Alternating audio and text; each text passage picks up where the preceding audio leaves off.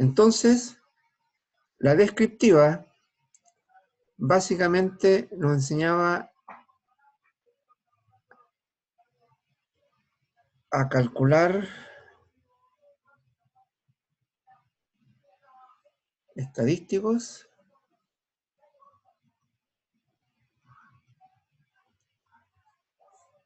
y a presentar los datos.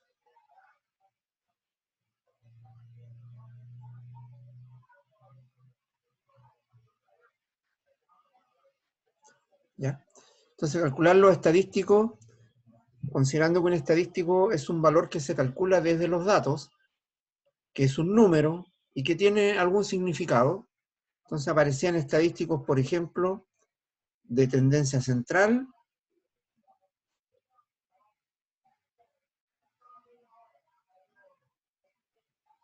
como por ejemplo la media,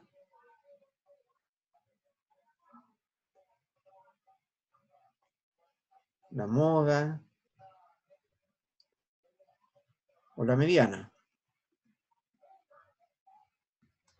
O otro tipo de estadísticos, por ejemplo, estadísticos de dispersión,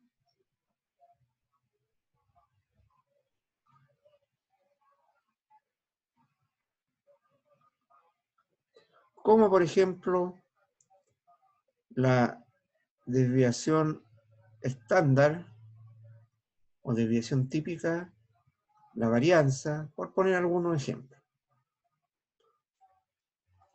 Y los datos se presentan, ¿no es cierto?, básicamente de dos maneras, como tablas o como gráficos. Eso es más o menos lo que nos enseña la estadística descriptiva. Alrededor de eso se mueve. Y en este ámbito no hablamos de muestra de población, sino que de datos nomás. Con los datos se pueden calcular cosas, se llaman estadísticos, esos estadísticos se calculan con los datos, tienen algún significado, ¿ya? Como los estadísticos de tendencia central, ¿no es cierto?, que nos indican más o menos hacia dónde están concentrados los datos, o los estadísticos de dispersión que nos indican más o menos cuán dispersos están los datos. Y además, digamos, la estadística descriptiva nos enseña cómo presentar los datos o la información, ya sea a través de tablas, gráficos, etc. Ahora, lo más relevante, ¿no es cierto?, estaba acá en lo que es la estadística inferencial. Porque sabemos que en la vida real no siempre se puede trabajar con todos los datos, que significa trabajar con la población o con el universo, por diferentes razones. O sea, lo ideal es siempre tener todos los datos de algo que me interesa estudiar, porque al sacar conclusiones de esos datos, las conclusiones en el fondo son verídicas, ¿ya? Porque estoy trabajando con todos los datos. No obstante, en la vida real, como ya lo mencionamos anteriormente, ¿no es cierto?, no siempre se puede trabajar con todos los datos, o incluso, aunque se pudiera, a veces no es conveniente, ¿ya? Entonces lo que se hace es trabajar con una muestra de todos los datos, y ahí entra ya entonces el concepto de población o universo y el concepto de muestra, ¿ya? Entonces básicamente en estadística inferencial lo que tenemos, ¿no es cierto?, es un universo, ¿ya?, que en general interesa estudiar de este universo probablemente la media, denotada por la letra griega mu, y la varianza o desviación estándar, denotada por la letra griega sigma, ¿ya? O sea, los datos de todo el universo, ¿ya?, pudiéramos representarlo a través de esos dos parámetros. O, dicho de otra manera, a lo mejor estos dos parámetros son parámetros de interés de esta población, ¿ya? ¿Quién es la población? Son todos los elementos que están aquí adentro,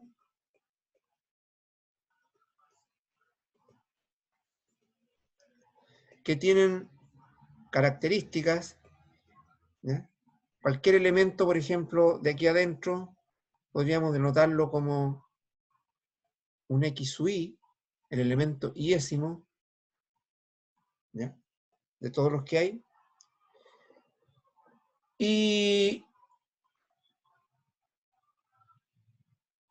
los elementos tienen características. Por ejemplo, si los individuos de la población en estudio son personas, como por ejemplo cuando hablábamos de los estudiantes de la Universidad de Antofagasta, pudiera interesar estudiar características de ellos. Por ejemplo, la estatura, el peso, la edad, no sé, distintas variables que pudieran ser de interés de los individuos, ¿ya? O sea, los individuos tienen características que son de interés estudiar, una o más de una de ellas, y en ese caso, ¿no es cierto?, cuando estamos trabajando con una sola característica, hablamos de univariable o una variable, ¿ya?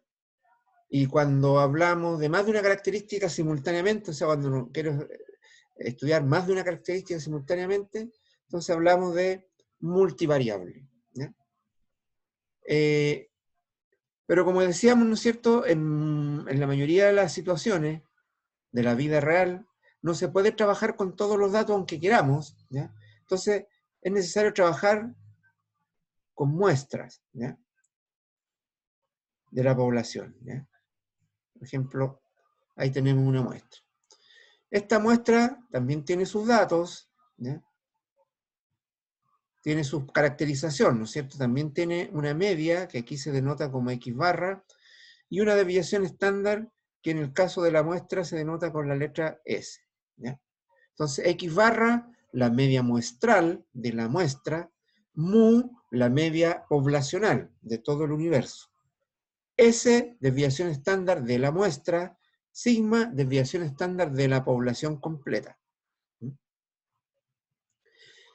¿Qué es lo que se tiene siempre? Es que normalmente la media es desconocida. Y en el caso de la desviación estándar, a veces se conoce y a veces no se conoce, ¿ya? Pero casi siempre tenemos que hacer inferencias sobre la media. ¿Qué es lo que es inferencia? Bueno, como la palabra lo dice, viene de inferir, es decir, hacer conclusiones sobre la media de la población y la varianza de la población, pero a partir de la muestra, ¿ya? Por lo tanto, ¿ya?, probablemente estos elementos, media muestral y media y desviación estándar muestral, nos van a poder ayudar a determinar ciertas cosas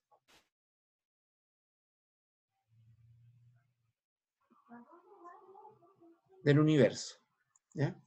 Es decir, probablemente usamos la media y la desviación para hacer inferencias sobre la media y la desviación del universo, ¿ya?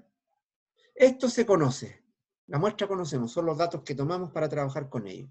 Y esto normalmente, como decía antes, puede ser que esta se conozca, o sea, que esta no se conoce, ¿ya? Esta no se conoce, pero esta puede ser que algunas veces se conozca, otras veces no se conozca, ¿ya? ¿Y qué queremos saber? Cosas sobre muy sigma. Pero como no podemos trabajar con todos los datos, queremos saber cosas sobre muy sigma, pero a partir de los elementos que tomamos en la muestra, ¿ya?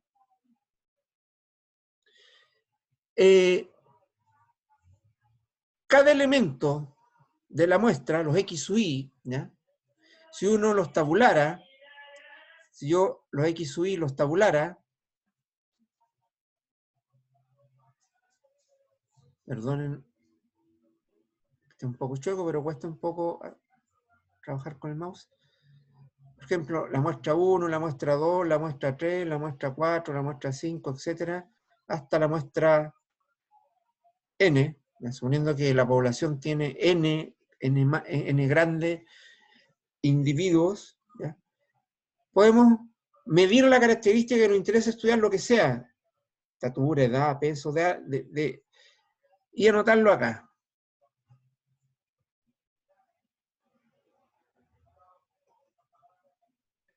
¿Ya?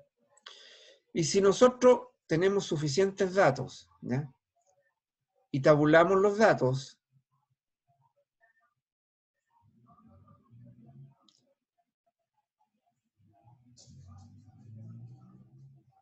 podríamos tener una distribución de los datos, una gráfica, ¿no es cierto?, de cierta forma.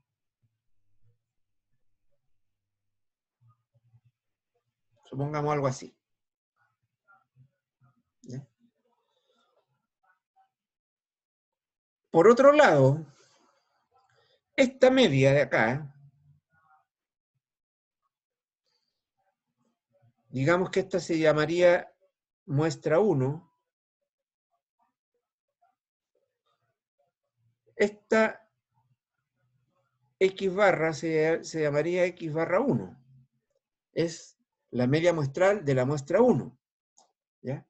Y esto va a tener un cierto valor. Pero si yo tomara otra muestra, diferente a esa, una muestra 2, y calculara también su media y su desviación, perdón, letra S, ¿ya? Tendría también ciertos valores esto. Bueno, si tomara otra muestra, y así sucesivamente, ¿ya? Podría tener un X1, un X2, un X3, etcétera, hasta un X, no sé, N, número de muestras que tome, que no sé cuántas pueden ser, y cada uno de estos valores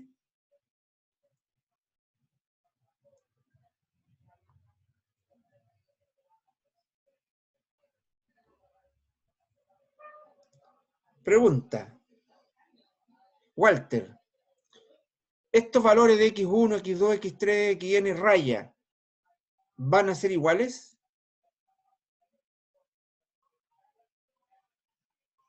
No, no van a variar. Parecidos pueden ser, tal vez, seguramente, pero iguales no van a ser, ¿no es cierto? Porque cada muestra es distinta de otra. Si tenía 100 estudiantes y en una muestra tomé 10, la muestra 1, después en otra muestra tomé 10, pero son otros 10, ¿ya? Entonces no tienen por qué ser exactamente igual en la media, y así sucesivamente, ¿ya? Después tomo una tercera muestra con otros 10, ¿ya? Probablemente, si todas las muestras están bien tomadas y son representativas de toda la población, los valores van a ser aproximados, parecidos, pero nunca iguales. O eventualmente podrían ser iguales, pero es muy poco probable, ¿ya? Entonces yo podría también entonces graficar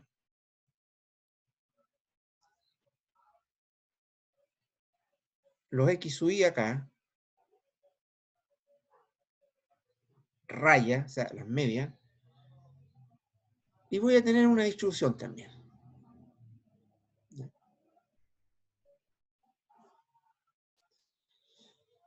Entonces, lo que quiero decir, no hay que confundir la distribución de los datos, que son la distribución de los datos tal cual están ahí, con la distribución de la media de los datos. ¿Ya? ¿Por qué? Porque hay una cuestión súper interesante con la media de los datos, digamos con la media de las muestras, no de los datos, que está dada por el teorema del límite central, que nos dice que no importa cuál sea la distribución de los datos, de los X sub I. No importa la distribución de los X sub I, de los datos tal cual están en el universo. La distribución de la media, dado que es una variable, ¿no es cierto? Ya lo vemos aquí, X1, X2, X3 no tienen por qué ser iguales, por lo tanto es variable. La distribución de la media se distribuye normal. ¿Ya? Entonces, esa característica, que es la que se toma para todo el desarrollo posterior de lo que es la inferencia estadística, hay que tenerla presente. Y esto, en el fondo, lo asegura un teorema que se llama teorema del límite central, o central del límite. ¿Ya? Entonces, ¿qué dice el teorema del límite central? Dice, mire, no importa cómo se distribuyan los datos en una población, los X sub I, la media de las muestras que se tomen de allí se distribuye normal de acuerdo al teorema del límite central. Entonces, eso es un dato a tener en cuenta. Ahora, para hacer inferencia, es decir, a ver, ¿alguna pregunta hasta aquí? ¿Claudia? No, profe. ¿D'Angeli?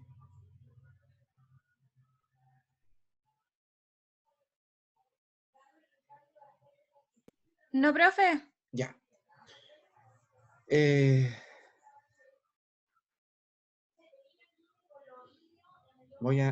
Pregunto por qué voy a borrar, ¿eh?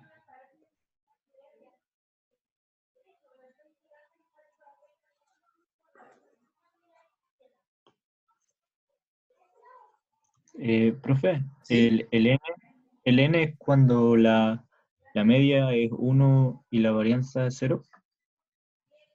¿A eso se refiere con el n? ¿La normal? No, n ¿La normal? no, el n se refiere a la distribución normal. ¿Ya? La distribución, una distribución que existe, entre otras, ¿ya? Es la distribución normal. Bueno, de hecho es la madre de todas las distribuciones, por decirlo así. ¿Ya? Tiene dos parámetros, la media y la desviación. Lo que el teorema central del límite dice, mira, lo X sub Y, si tú tomas datos de toda la población así, los tabulas, como, bueno, lo acabo de borrar justamente, pero como lo mostré antes, los tabulas y los graficas, te va a dar una cierta distribución. ¿Ya? Los datos se distribuyen de determinada manera. Ahora, si tú tomas diversas muestras de la población, una muestra 1, una muestra 2, una muestra 3, etcétera, hasta una muestra n chico, este n es del tamaño de muestra. Y bueno, en realidad aquí hay como 3 n. Hay un n mayúscula que se refiere al tamaño de la población. O sea, ¿cuántos elementos tiene la población? Hay un n pequeño que se refiere al tamaño, ¿ya? A la cantidad de muestras que yo tomo de la población. X1, o sea, muestra 1, muestra 2, muestra 3, muestra n, ¿ya? Y a cada muestra que saque le puedo calcular la media, ¿cierto? Y tendría ahí el X1 raya, el X2 raya, el X3 raya, hasta la XN raya, ¿ya? De acuerdo al número de muestras que tomé. Lo que dice el teorema central del límite es que no importa cómo se distribuyan los datos, los X sub Y, la media de la muestral, la media de las muestras, que es una variable, ¿no es cierto? Porque cada muestra va a tener un X1 diferente, se distribuye según la distribución normal. Este otro n es de la distribución normal, no es del tamaño de la muestra ni nada. Se distribuye normal con parámetros mu y sigma. Eso dice el teorema central del límite, ¿ya?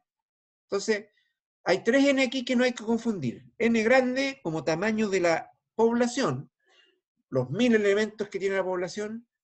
N chico como el tamaño de la muestra, de las muestras, o sea, cuántas muestras tomé, ¿ya? 10 muestras, ¿ya?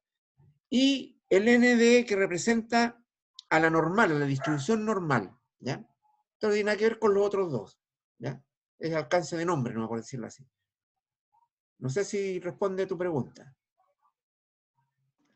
Sí, profe. Ya. Entonces, voy a continuar borrando un poquito para hacerme un espacio aquí en la pizarra. Entonces, ¿qué nos interesa para hacer inferencia? De nuevo, ¿qué es lo que era la inferencia? La inferencia era a partir de la muestra que tomamos, ¿cierto? Que nos da una media y nos da una desviación, extrapolar estos resultados hacia el universo entero, ¿ya? O sea, a partir de la muestra sacar conclusiones sobre la población. ¿Y en la población qué parámetros tenemos de estudio, de interés? La media, el mu y la desviación estándar. Entonces, mu, sigma son, digamos, son información de la población, que no la podemos tener porque no tenemos todos los datos de la población. ¿Qué tenemos? Tenemos los datos de una muestra, ¿ya? Y con la muestra podemos calcular media, desviación estándar, etcétera, etcétera, pero de la muestra. Entonces la idea es a partir de los datos de la muestra tratar de sacar conclusiones sobre los datos de la población. Eso es hacer inferencia, ¿ya? Bueno, ¿y qué necesitamos saber para poder hacer inferencia? Necesitamos tener la muestra, ¿no es cierto? tenemos la muestra, y además necesitamos saber cómo se distribuyen los datos. Ahora, la muestra tiene que tener una característica súper importante, que sea representativa. ¿Ya? Es decir, supongamos que en un curso tengo, no sé, 30 alumnos. 10 están entre, por decir, voy a poner el número cualquiera, 10 están entre 15 y 20 años. Otros 10 están entre 20 y 25. Y otros 10 están entre 25 y 30, ¿ya? Y tomo una muestra de tamaño 5, y esa muestra la tomo de los alumnos que están entre 15 y 20 años. ¿Será representativa esa muestra, Claudia?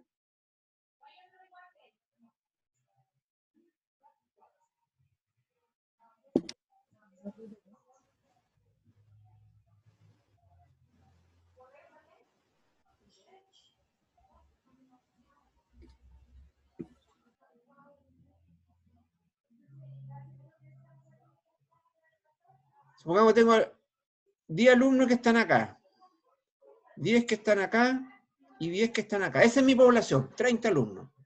10 están entre 15 y 20, 10 entre 20 y 25 y otros 10 entre 25 y 30. Entonces, la pregunta es, si tomo una muestra de tamaño 5 de esa población, o sea, de los 30 tomo 5 para poder trabajar con la muestra, y tomo los 5 desde acá, de aquí tomo 5, esa es mi muestra. ¿Es representativa de la población, Claudia? No. No, ¿no es cierto? Y si tomo 5 de acá arriba, tampoco, y de acá al medio tampoco. ¿Qué sería representativo más o menos?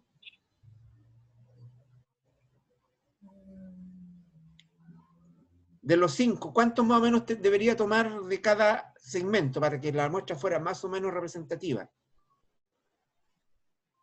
No sé, podrían ser, por ejemplo, 2 de acá y 1 de allá. Y ahí, eso ya es mucho más representativo porque estoy incorporando todos los segmentos. ¿Ya? Entonces, a eso se refiere un poco que la muestra sea representativa, porque si tomo datos solamente del segmento 1, de los que están entre 15 y 20, me va a dar información como que el universo, después porque voy a trabajar con esos datos, como que el universo va a estar ahí, pues, entre 15 y 20, cuando eso es mentira. El universo va a estar entre 15 y 30. Digamos, los resultados que voy a sacar de ahí. Entonces, para que la inferencia sea buena, es decir, para que las conclusiones que sacamos de toda la población sean buenas, necesitamos una muestra, o más de una, pero con una característica que sea representativa. ¿Ya? Y para tomar muestras representativas, entonces hay que hacer buenos muestreos. ¿Ya? O sea, la acción de tomar la muestra se llama el muestreo. ¿Ya? Y hay diversas técnicas de muestreo. ¿Ya? Entonces, cada una de ellas apropiada a la situación que se esté trabajando. ¿Ya? En este curso no nos va a interesar las técnicas de muestreo, nos va a interesar saber nomás que los datos de las muestras que vamos a trabajar son datos que fueron tomados apropiadamente y que las muestras son muestras, digamos, representativas. ¿Ya? Por lo tanto, lo que podamos hacer con esas muestras para inferir cosas de la población, de alguna manera está asegurado porque las muestras son representativas y fueron bien tomadas. ¿Quién hizo eso? Ya es otro cuento, que eso se hace en otra asignatura que se llama técnica de muestreo. ¿Ya? Ahí se ve el muestreo. Y lo otro que tendríamos que saber entonces es algo sobre la distribución de los datos. ¿Ya? Entonces, como el tema del muestreo, que es uno de los temas importantes para, esto es para hacer inferencia. Entonces, para hacer inferencia necesitamos la muestra y conocer algo sobre la distribución de los datos. De la muestra no nos vamos a preocupar en este curso, asumimos que fue bien tomada, fue tomada con la técnica apropiada, etcétera, y tenemos los datos y ahí están, y la muestra es representativa. Y tenemos que conocer algo sobre la distribución, y a eso sí se le dedica algo de tiempo en este curso. ¿Ya? Entonces, voy a ahorrar un poquito aquí. Niños, cualquier duda o algo que no les quede claro, me pueden interrumpir, no hay ningún problema.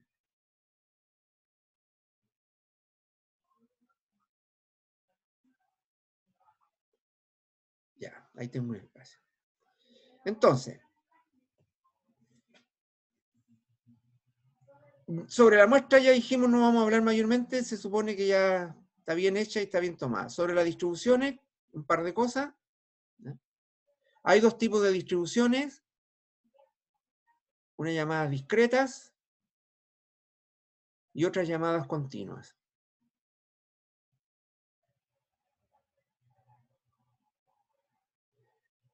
¿Cuándo una distribución es discreta? Cuando los datos que estoy tomando, con que estoy trabajando, son discretos. ¿Cuándo una distribución es continua? Cuando los datos que estoy tomando, con los que estoy trabajando, son continuos. ¿A qué se le llama un dato discreto? A un dato que no puede tomar valores en un intervalo. ¿Ya? Por ejemplo, lanzar un dado para ver qué cayó en la cara superior. ¿Ya?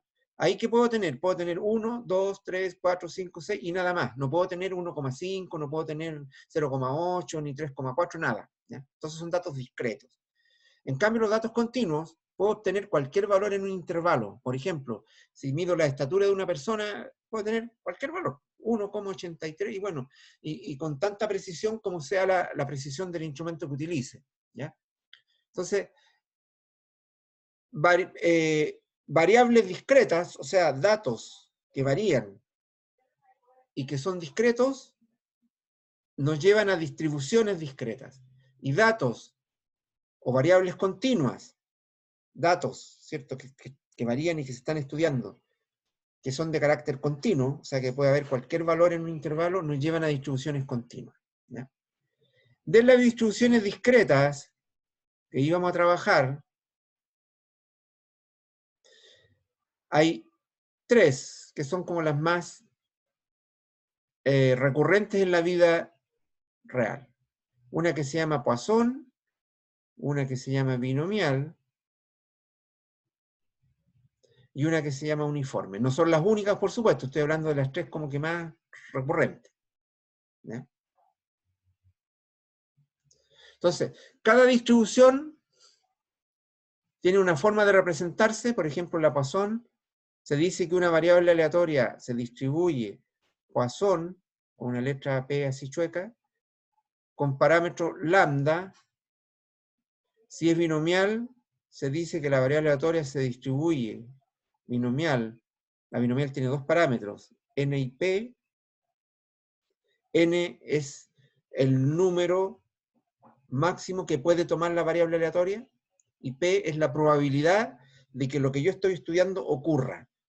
Como por ejemplo, si estoy estudiando, ¿no es cierto?, el número de escaras o de sellos que ocurren al lanzar una moneda al aire, ¿ya? Eso es binomial. ¿Por qué es binomial? Porque tiene resultados dicotómicos, o sea, puede ser una de dos cosas nomás, o cara o sello, nada más, y la probabilidad sería la probabilidad de que caiga cara o sello según sea lo que esté estudiando. Entonces, que debiera ser una moneda, si la moneda es perfecta, debería ser 0,5 aproximadamente.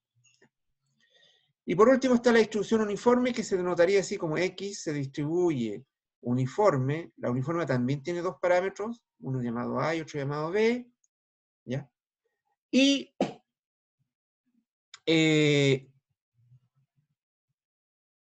entonces vamos a estudiar a través del taller, ¿no es cierto?, está planteado por ahí, estas tres distribuciones, ¿ya? Hay otras, no son las únicas, hay muchas, ¿ya? Como lo vimos en el Stagraphic, en algún momento, el propio Stagraphic nos muestra un montón de distribuciones discretas, ¿ya? Pero esas son como las tres, y más bien el taller se va a enfocar en dos distribuciones, en binomial y en Poisson. Y después tenemos las distribuciones continuas, y ahí también hay un montón, ¿ya? De las que probablemente ustedes han escuchado, la más importante de todas siempre es la normal, que para denotar una distribución normal, si una variable aleatoria es normal, se pone X, se distribuye normal con una letra n, y con sus parámetros, que son la media y la desviación. O la varianza, si ustedes quieren, en alguna parte aparece como una desviación, en otra parte como la varianza, pero no hay ningún problema porque sabemos que la varianza es nada más que el cuadrado de la desviación, o viceversa, la desviación es la raíz cuadrada de la varianza. Entonces da lo mismo poner sigma o sigma cuadrado. Después hay otra, por ejemplo, la distribución chi cuadrado, la distribución T de Student, la distribución F de Snedeker, y así sucesivamente otras más, exponencial, gamma, y también existe una uniforme continua. Tal como hay uniforme discreta, hay uniforme continua. ¿Ya? Entonces hay un montón de distribuciones discretas y continuas. Las distribuciones aparecen en la vida real en diferentes situaciones. Por ejemplo, cuando lo que se está estudiando es la unidad de algo por o sea, el número de algo por unidad de algo, número de eventos o número de meteoritos que atraviesan el cielo de la segunda región por hora, en una determinada hora, ¿cierto? Entre las 5 y las 6 de la mañana, por decir algo. Es número de algo por unidad de algo, esa distribución es Poisson.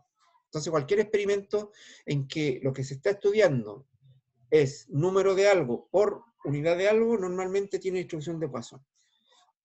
Cuando el experimento que se está estudiando, los resultados de ese experimento son dicotómicos, o sea, pueden tomar solamente dos valores, prendido, apagado, on, off, 1, 0, verdadero, falso, blanco, no blanco, etc.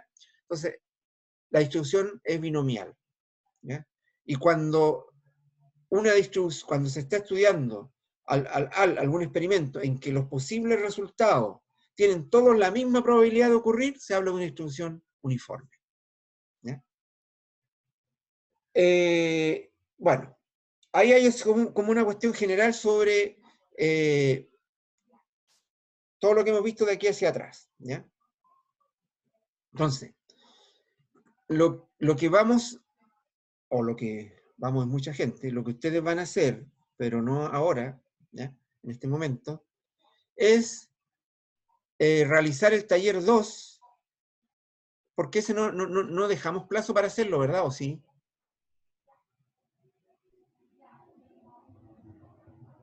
No, profe, dijo que lo íbamos a hacer para hoy día.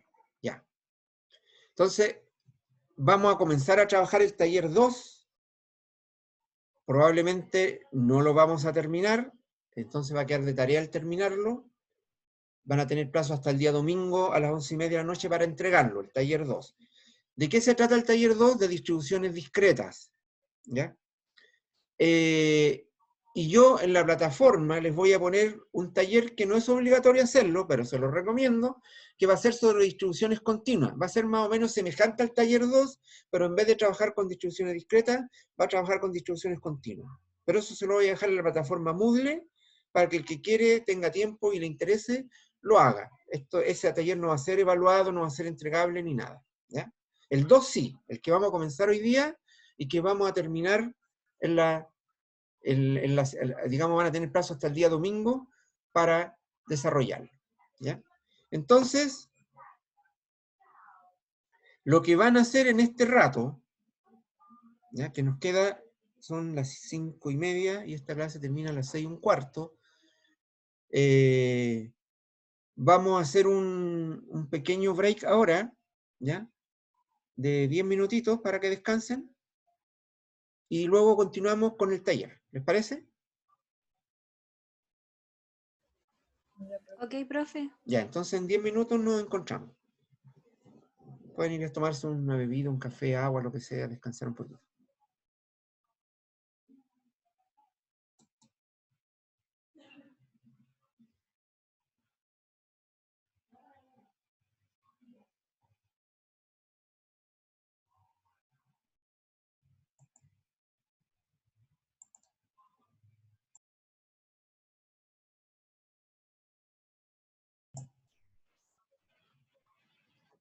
Ya, ¿están todos, Claudia?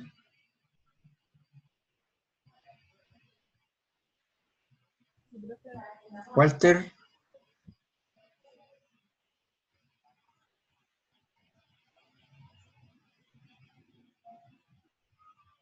Martín.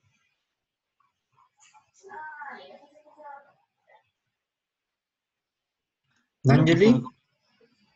Sí, profe. Martín.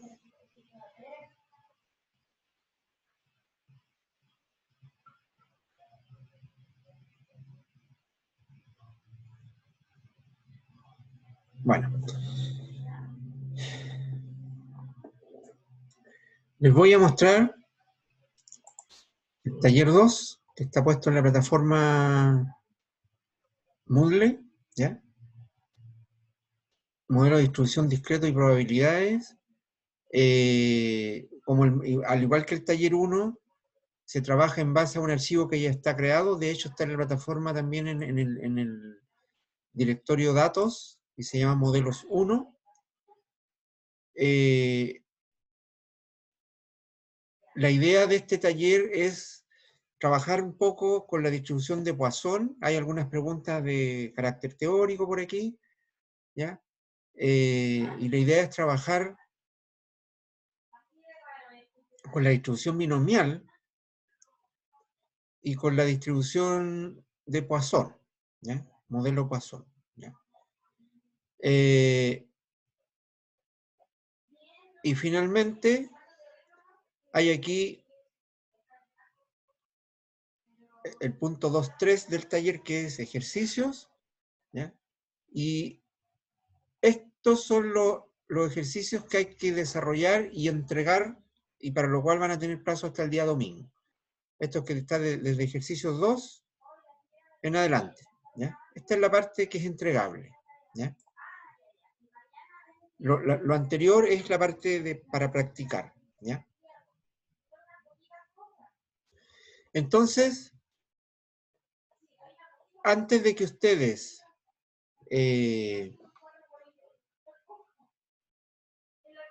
empiecen a trabajar, yo no estoy mostrando ninguna cosa, ¿no es cierto? No, profe, no se ve nada. Claro que no, pues si no estoy compartiendo. Ahí sí, ya. De nuevo, repito. Al igual que el taller anterior, hay una parte que es de lectura, que es para practicar, hasta llegar, hay algunos ejercicios que dice ejercicios 1, que son ejercicios de práctica, y lo que es entregable, perdón,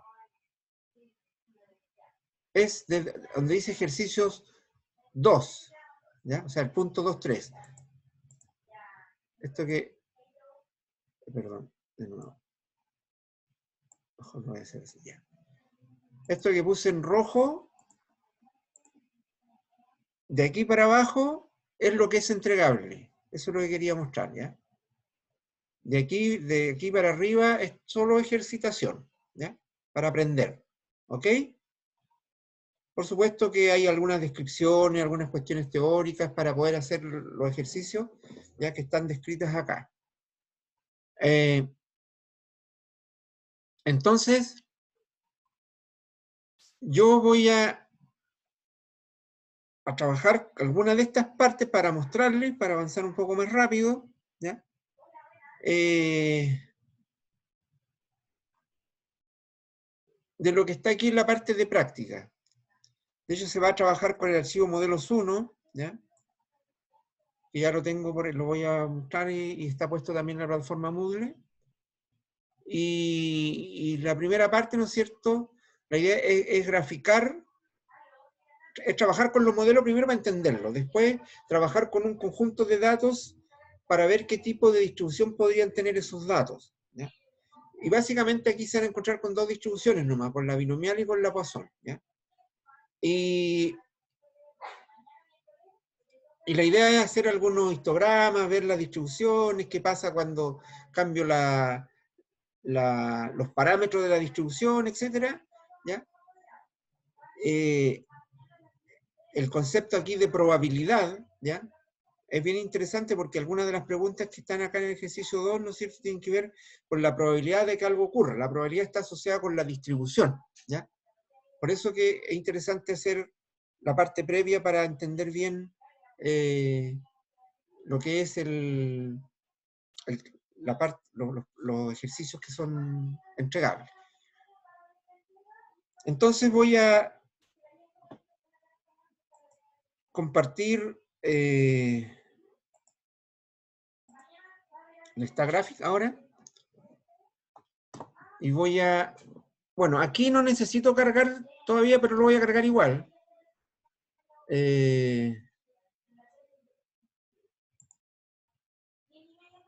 Voy a abrir un archivo de datos.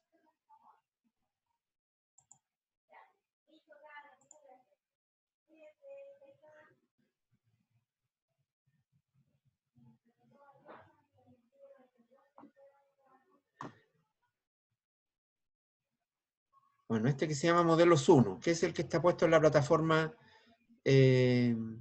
Moodle. ¿Ya? Si dan cuenta, el archivo Modelos 1 contiene dos conjuntos de datos. El primero se llama 1 y el segundo se llama 2. ¿Ya? 1 tiene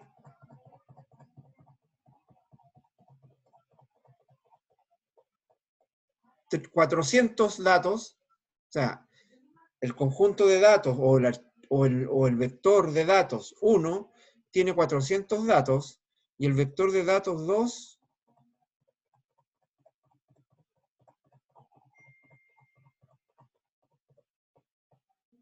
tiene 1000 datos. ¿Ya?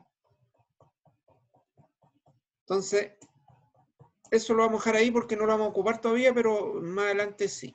¿Ya? Por ahora vamos a trabajar simplemente con la distribución desde el punto de vista teórico. Entonces, para trabajar aquí, vamos a describir, ¿ya?, ajustes de distribuciones, ¿ya? Porque vamos a trabajar distribuciones y vamos a trabajar con distribuciones de probabilidad. ¿Ya? Esto, y si se dan cuenta, aquí esta gráfica me muestra un conjunto de distribuciones entre las cuales hay discretas y continuas. ¿Ya? Por ejemplo, entre las discretas está la Bernoulli, que es una binomial, caso particular de una binomial, la uniforme discreta, Poisson, binomial negativa, hipergeométrica, geométrica, hay algunas. Y entre las continuas, bueno, un montón acá, por la gamma, la gaussiana inversa, que es la normal inversa, la distribución de Laplace, la distribución gamma, la distribución chi cuadrada, la distribución beta, la exponencial, la uniforme, la de Weibull. Esta es bien interesante, ¿eh? Esta de Weibull seguramente en ingeniería más adelante, si no lo han visto ya. Esta es la distribución que está asociada con la parte de fallas en los procesos. ¿Ya? Entonces, es como se llama la distribución del modelo de la bañera también. ¿Ya? Bueno, y hay otras. Se dan cuenta, hay un montón, la T-Student. ¿Ya? Como estamos en la parte de distribuciones discretas, vamos a centrarnos aquí ahora en la distribución binomial. ¿Ya? Ojo, aquí no estoy trabajando con los datos. ¿Eh? Los datos están ahí, esos de datos, modelos 1, modelos 2, por ahora están de más. ¿Ya? Entonces, yo quiero graficar una distribución binomial. ¿Ya? La binomial tiene dos parámetros, n y p. ¿Ya? N, ¿cierto?, es el valor que toma, el último valor que puede tomar la variable aleatoria. ¿Ya? Y acá está graficado como con el nombre ensayos. Y P es la probabilidad de que lo que yo estoy estudiando, el evento, el suceso que estoy estudiando, ocurra. Por ejemplo, esa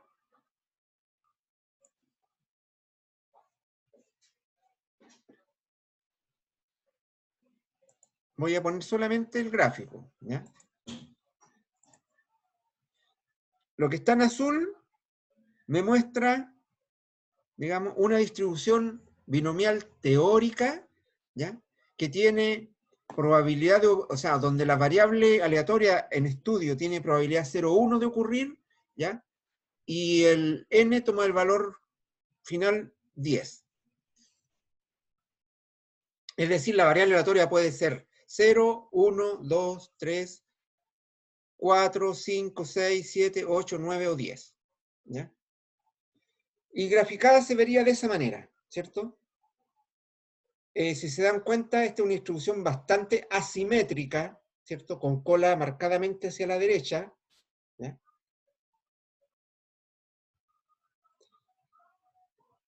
¿Qué pasaría si a esta distribución apreté el botón secundario y voy a opciones de, opciones de análisis? Si le cambio la probabilidad de ocurrencia, primero voy a cambiar el n, le voy a poner n 100, ya van a ver por qué. Porque ahora la variable aleatoria puede tomar valor 0, 1, 2, 3, 4, hasta 100, entonces voy a tener 100 puntitos. Al tener 100 puntitos, se va a ver mejor la distribución, ¿pues ven?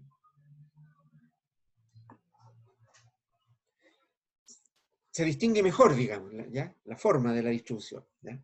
Pero de todas maneras se ve que es una distribución con una cola pronunciada hacia la derecha, por lo tanto es asimétrica hacia la derecha, ¿ya? Si yo a esa distribución le cambio la probabilidad y la llevo, no sé, pues a 0,9,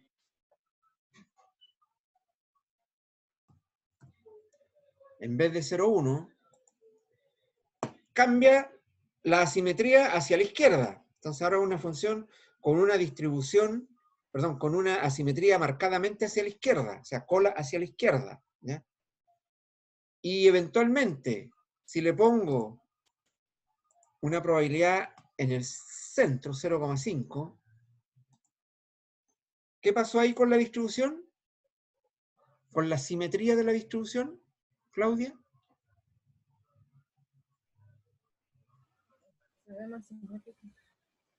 No hay asimetría, se volvió simétrica, ¿cierto? Entonces, si se dan cuenta, mantuve siempre el n lo dejé en 100, no lo toqué, el parámetro n.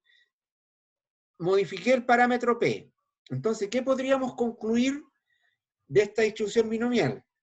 Que al modificar el p, ¿qué pasa con la distribución? ¿Qué pasó con lo que fuimos viendo recién?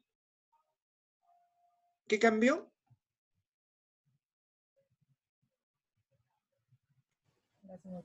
La simetría, ¿cierto?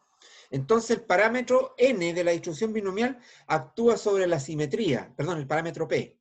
Si yo modifico el p, cambia la simetría, ¿ya? Pasa de ser asimétrica a la izquierda a ser asimétrica a la derecha, y cuando el p es 0,5 es simétrica, ¿ya? Ahora, eso lo podríamos ver de una, ¿no es cierto? Graficando, por ejemplo, la misma que teníamos ahí, otra con el mismo valor de 100 y otra con... Ahí puedo graficar tres distribuciones simultáneamente, ¿ven? Una que está en azul, que es la que ya conocíamos, con la probabilidad igual a 0,5, se ve que es simétrica. Una que es la que está con rojo, que es la probabilidad 0,1, asimétrica a la derecha, o sea, la cola está a la derecha. Y la otra que está en fucsia, o no sé qué color es ese, que tiene una probabilidad de 0,9, que tiene una marcada asimetría hacia la izquierda, ¿ya? Entonces, ahí se dan cuenta, yo puedo jugar y ver cómo afecta la variación de los parámetros a la distribución, ¿ya? Ahora, ¿qué pasaría si yo hago esto mismo, pero en vez de cambiar la probabilidad, a todas las voy a dejar con probabilidad 0,5? Cambio el número de ensayos, ¿ya? Por ejemplo, vamos a poner 10 ensayos, 100 ensayos y 1000 ensayos, a ver qué pasa, ¿ya?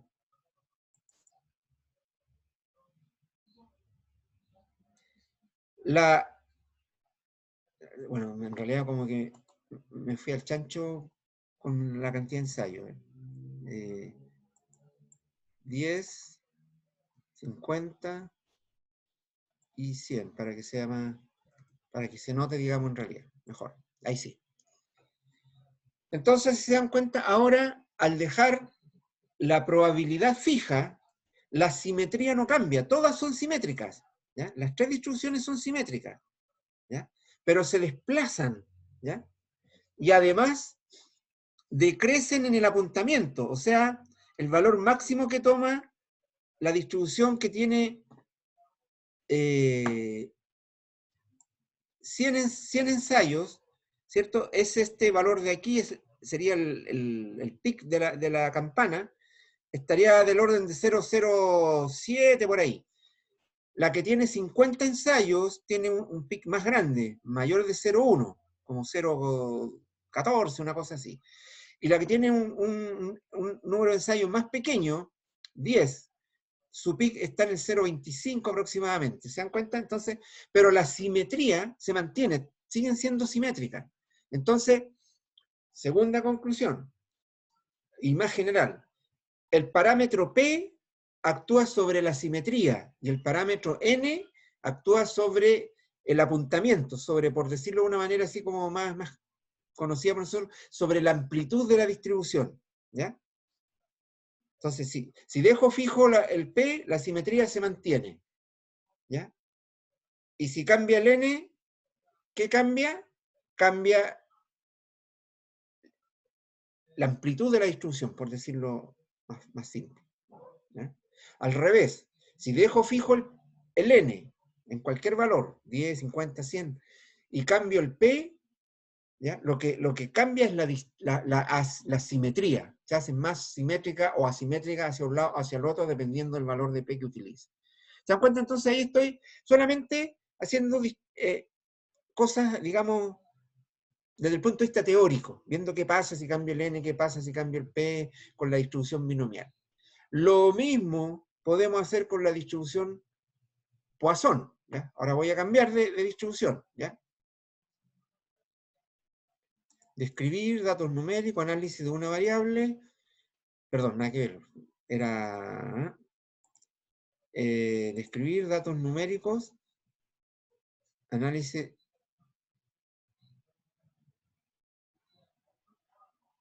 No, ajuste de distribuciones. ¿Ya? Y distribución de probabilidad. Y ahora hay que escoger otra distribución. ¿Cuál? La Poisson. ¿Ya? La Poisson tiene un solo parámetro, ¿ya? Que es lambda, que aquí aparece como la media. ¿Ya? Ahí está una media 10. Veamos qué pasa. ¿Ya? Voy a sencillamente a ver la función de masa o función de densidad. Eso es lo que estamos mirando. ¿Ya?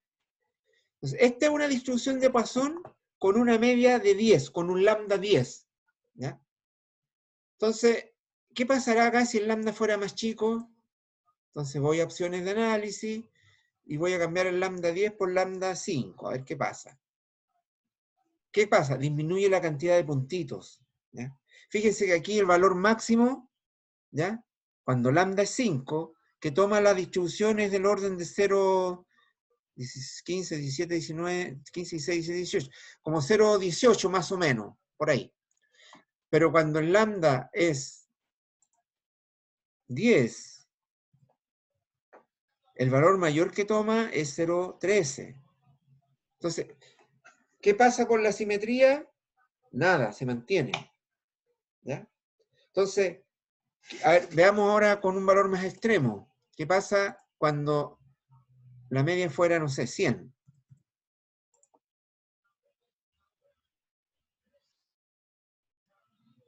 ¿Cambió un poquito la simetría? No mucho, más o menos bastante simétrica. Pero ¿qué cambió? Que ahora el valor máximo que toma es súper chiquitito, 0,04. ¿Ya?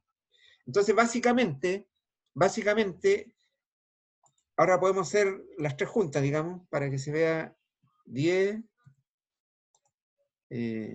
50, 100. ¿Ya? Entonces, ahí tenemos tres situaciones, ¿se dan cuenta? En todos los casos, prácticamente, la distribución es simétrica, ¿se dan cuenta? Y que cambia la amplitud, el apuntamiento se le llama en realidad. Yo le digo la amplitud porque es más fácil de entender para nosotros los ingenieros. ¿Ya? Pero el apuntamiento significa la cantidad de puntitos y el valor que toman, los puntitos como máximo. ¿Ya? Yo aquí lo digo como la amplitud. La amplitud para un lambda menor es mayor. Entonces, a medida que el lambda crece, ¿qué pasa con la amplitud? Disminuye. ¿Ya? Entonces, de esa forma actúa el parámetro en la distribución de Poisson. Entonces, si ustedes se dan cuenta, tenemos, voy a salir de esto, ¿ya? Dejar de compartir. La idea entonces del taller, ¿ya? Es hacer eso, de eso se trata un poco la primera parte, más teórico. En la segunda parte es trabajar con los datos, esos datos que aparecían en el archivo modelos 1 y 2, que es como al revés, es decir, ahora tengo datos, y ahora, ¿qué distribución tendrán estos datos? Entonces, hay cosas que se pueden hacer para poder determinar, a partir de un conjunto de datos, qué distribución podrían tener esos datos. Ah, mira, estos datos podrían ser Poisson, o podrían ser binomial, ¿ya? Entonces, de hecho, en los dos datos, en los dos conjuntos de datos que hay en el archivo, uno que se llama 1 y el otro que se llama 2, uno de ellos tiene distribución binomial y el otro tiene distribución de Poisson, eso se lo adelanto, ¿ya? Entonces, la segunda parte del taller, ¿ya?, es trabajar con los datos, ¿ya?, para poder determinar qué tipo de datos, perdón, qué tipo de distribución tienen estos datos. Y por último está, y en base a eso también se va a determinar algunas probabilidades, ¿ya? De acuerdo a la distribución de probabilidad, como lo vimos en la clase anterior, teniendo la distribución de probabilidad de una Poisson, de una binomial, de cualquiera, yo puedo estudiar la probabilidad de que algo ocurra, desde que un suceso que tiene probabilidad Poisson ocurra, teniendo la distribución de probabilidad de Poisson. Lo mismo si es que el experimento es binomial, quiero saber la probabilidad de que algo ocurra cuando la distribución de los datos es binomial, uso la distribución binomial, ya que es lo que estamos viendo ahora. Entonces, esa es como la tercera, las tres cosas del taller. Un poco ver la parte teórica, trabajar con los datos y calcular algunas probabilidades, y después vienen los ejercicios que ustedes tienen que entregar, que tienen que desarrollar y entregar, ¿ya? ¿Alguna pregunta hasta ahora? Porque vamos a quedar hasta aquí.